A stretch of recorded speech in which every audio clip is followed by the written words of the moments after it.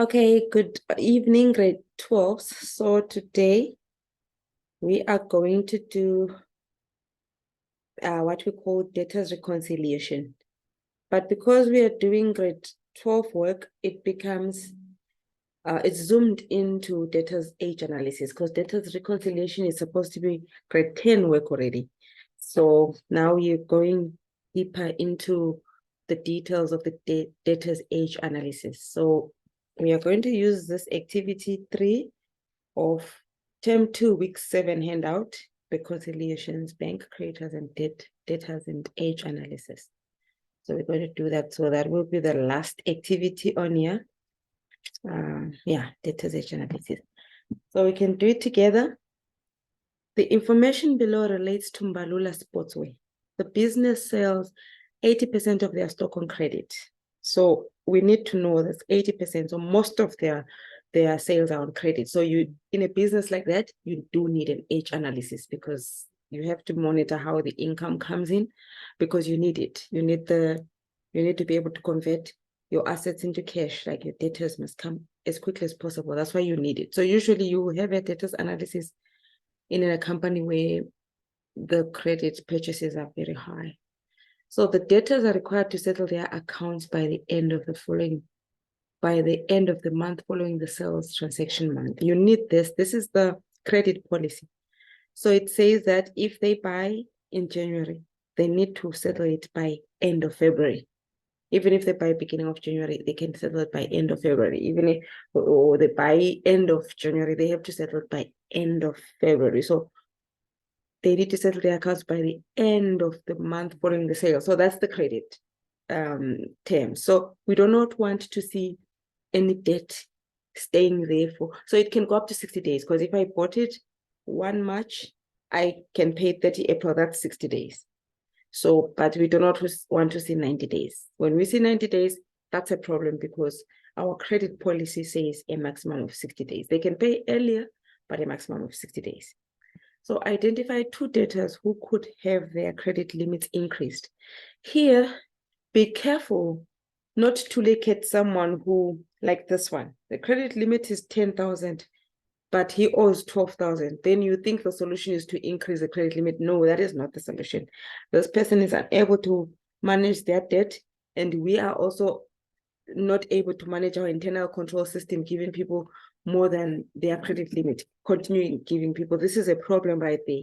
This person should stop buying from us on credit because they cannot manage. So you don't look at that. You look at somebody who pays on time, somebody who does not own any debt. So, for example, People A. Can you see People A? Amount owing is 3,200, and this 3,200 was in the current month. So he took it today, so he must pay here. So he's not owing anything here, which means he paid it. He's not owing anything here. He didn't take anything else. So this is the person, he took less than his limit and he pays on time. This is the person who knows how to manage their debt. So this is the person who's likely to get an increase in their credit limit. Who else does that? You are right. It's Crooks. You can't say Ockham because look at this. So Crooks also, his credit limit is 4.5, but he took 4.1. And then he's got only current and 30 days. And then he paid it because he owes nothing now. So he had 3.5 current, which means he's going to pay it end of year. Then he took this one, and then which means he paid it end of year. He doesn't owe anything. So these are the 2 people. These are the only 2 people. This one has got a huge problem. This one, 60 days and he's still owing. And then who else? This one, I will not even talk about this one. Look at this one. And this one also has 90 days still owing. That is just bad. So yeah. So those are the 2 for 3.1. That will be People A and C Crooks. And then explain 3 different problems reflected by the debtors age analysis and give evidence. So now we are going to talk about everything that we look at in a debtors age analysis. In the exam, any of these problems can come up, but now we are going to look at everything. So, and the first one, problem number 1, you've got slow payers.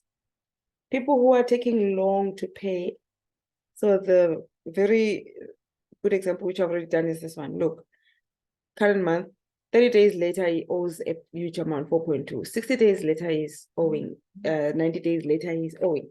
So you cannot rely on him. Look at Vasco, taking long to pay, and look at Ocamp, taking long to pay. So the first problem we are having is slow payers. You can call them slow payers or non-payers because they really owe a lot. Like 12,000 is more than credit limit.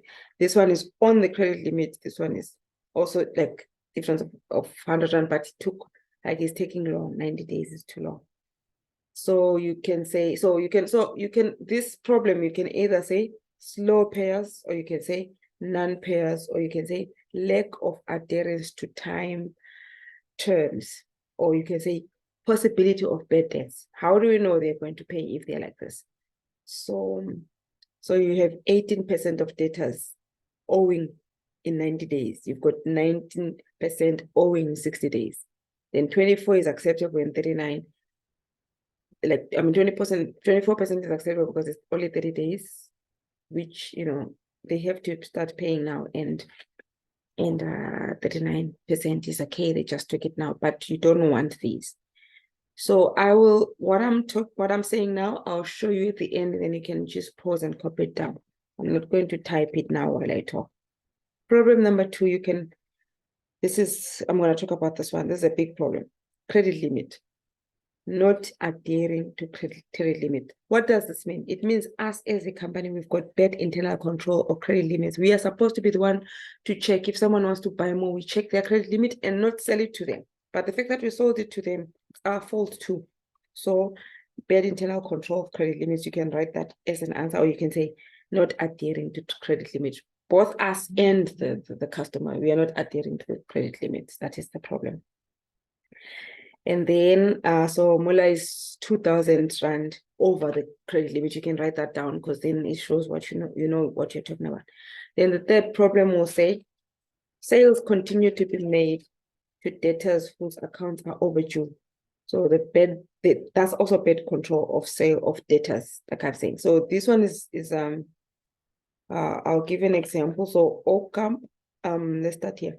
So he is overdue, and then we still, and then we still sell to him. 90 days, we still sell to him when he's already overdue. And then we've got Mula as well. That one is a very good example. We're still selling to him because he was owing, in the current month, he had only 1.8. Now that he has 4.2, it means he bought more. Now 2.4, he bought more. So he keeps owing more and more because we keep selling to him. Even him, it was 500 now, then there's another 900 total on. So we keep selling to them. And then we can come from this way. So let's come from this side. So 90 days ago, they were only 3.6. 60 days ago, 2.4. So as if the debt is going down. But then again, then he has 4.2. And then now he has, so now again, current month has got 1 point. You can see we keep selling to them. Yeah, it's easier to go from this direction to this direction because this was the first transactions and they're still standing. So this one has got this 900 that has been standing for 3 months, and we still give him this 500. This one has got this 3.6, and we still gave him all these until he owes this. Yeah, let's look at it from the side, because if I'm explaining from that side, it doesn't make sense. So from this side, going that way, he still owes a lot. And then who else? Yeah, those are the two that I can see, because look, this one, at least he didn't get in the current month, he didn't get any debt, but still he was also given, he's got 90 days, and he's still given 1.6, and he's still given 2.6. That's also bad. So yeah, those three I can say. Yeah, so those will be the first examples. So yeah, so you can, it says Ocamp, Ndlovu, and Mula were allowed to buy even though they have debts which are 60 or 90 days old. So yeah, those are the three problems. So this is how I'm gonna leave it. I'm gonna put it here where you are able to pause, and then you can copy this down and study. Otherwise, that will be all for reconciliations, because we've done the other two. We've done bank and we've done creditors control. So now what we're gonna do, I'm sending you paper 2 past papers, and then you can choose which questions you want us to tackle. Then I can do a video on those questions. Otherwise, this is it. Thank you guys. Goodbye. See you again in the next video.